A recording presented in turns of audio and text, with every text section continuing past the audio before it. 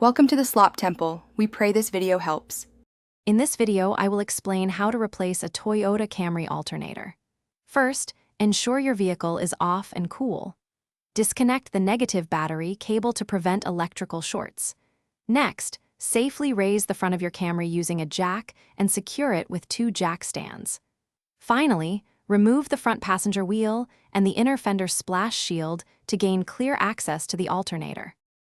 Now, let's remove the old alternator. Use a 14mm wrench to release tension on the serpentine belt tensioner, then carefully remove the belt. Next, disconnect the 2 electrical connectors and the main power wire, typically a 10mm nut.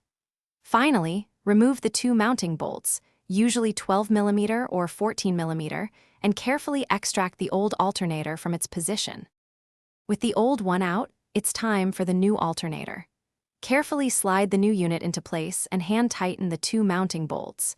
Reconnect the main power wire and the 2 electrical connectors, ensuring they are snug. Then, route the serpentine belt correctly around all pulleys, using the tensioner to achieve proper tension. Double-check the belt's alignment. Almost done, reattach the inner fender splash shield and mount the front passenger wheel, tightening the lug nuts to 76 foot-pounds. Lower your Camry safely to the ground. Reconnect the negative battery cable. Start the engine and observe the dashboard for any battery warning lights.